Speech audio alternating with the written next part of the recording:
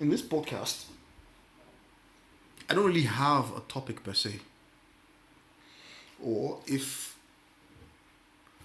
or maybe I'll just call it on the nature of human consciousness. I talk about consciousness a lot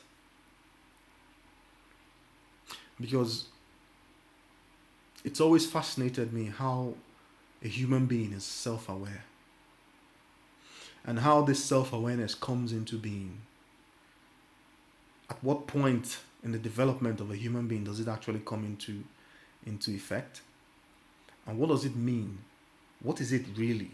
And these are very important questions, and they're questions that have always been at the cutting edge of research in the academic field, because these are questions that often motivate people at a very young age, in terms of maybe in the early years of their careers, or even before they actually start formal careers in academia.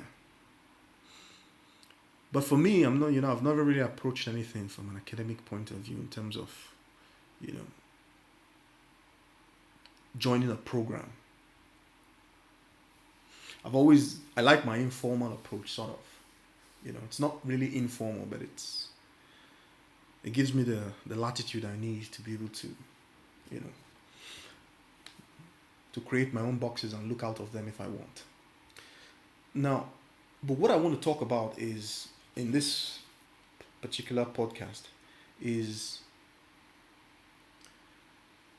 how does human consciousness arise in the brain?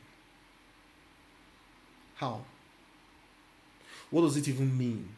Because you have different factions, different types of the brain, different aspects, different parts of the brain, so to speak, or different areas.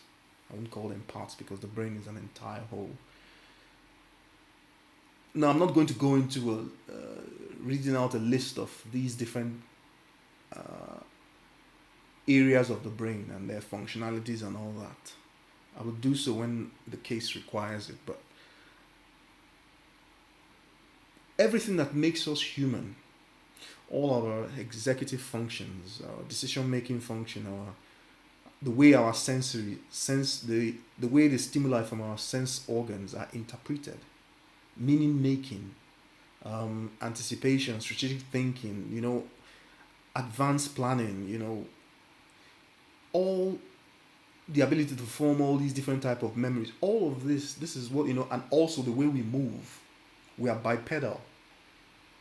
You understand? And gradually we've become bipedal beings. And that involves the rewiring of the brain. And our movement is very complex. If you talk to the guys who actually design robots now to mimic the way human beings work, you will see that everybody has a unique way of walking. We learn to walk, we learn to balance, and we balance according to how we feel our bodies. So during those early years when we're learning to walk, what we're really doing is we're learning to hear.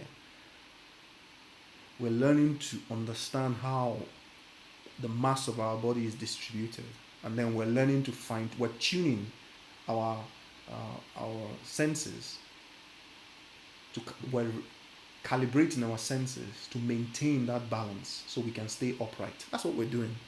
And all of this requires a lot of rewiring in the brain. And so the period after, just after birth, you have an explosiveness in the brain in terms of connections. But I don't want to go into, all aspects, all areas of the brain. I just want to talk about the part that is that allows us, not unique to us, but it allows us to express ourselves as human beings, to be self-aware.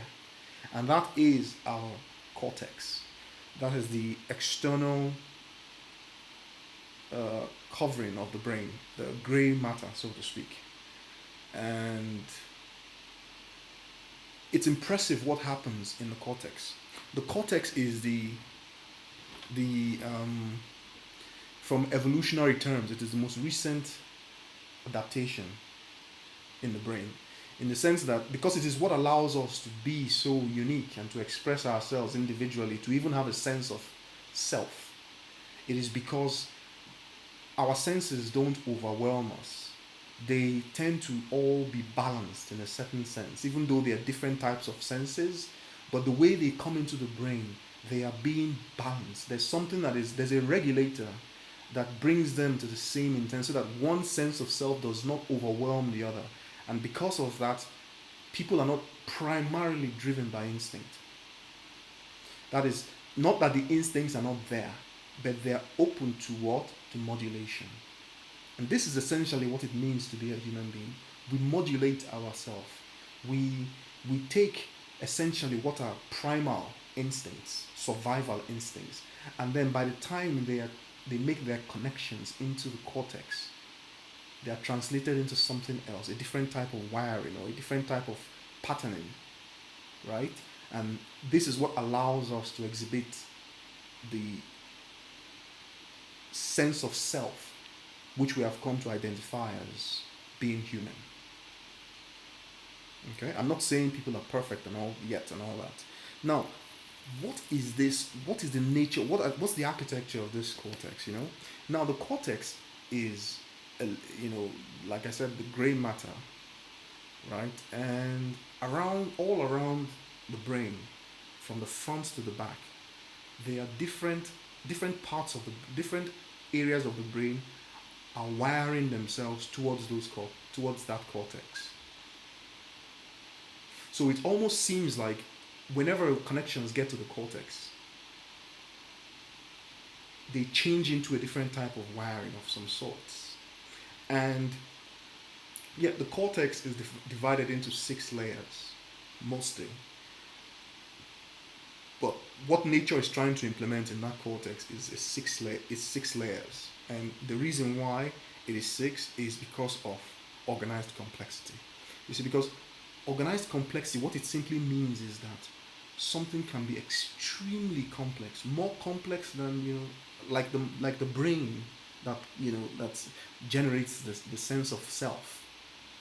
Yet in that complexity is guided by an extremely simple thing, and that thing is 6. Why? Because we've talked about this before. Is the nature of 6 shrinks the infinity of natural numbers into a stack, a single stack, because it allows you, right, to reduce. It allows you to be able to guide very precisely the location of every prime number.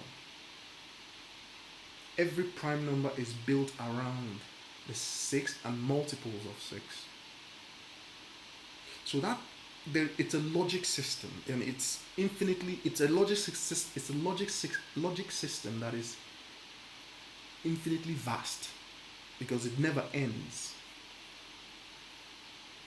You see? And even though it never ends, it's playing out within 0 to 6. It's always. So you can represent all the locations of the primes just with that 6 units. Because the primes are either located at 6n, where n can be any natural number from 1 to infinity, but 6n plus 1, or 6n minus 1. Now if you take n to be 1, then around the first 6 you have 5 and you have 7. That's 5, meaning 6 times 1 minus 1 is 5. Then on the other side you have 6 times 1 plus 1, 7. So these 3 numbers, 5, 6 and 7, that's excluding 2 and 3, which are anomalies, but they're not anomalies, just the structure of the definition of prime numbers is what makes them prime. You see? The definition of prime numbers is what makes 2 and 3 prime. They're not big enough for. Anyway, I don't want to digress about that. There is a reason for that, and one day I'll do it as a podcast on that, on the reason why, the primeness of 2 and 3. But essentially, 5, 6, and 7, that's how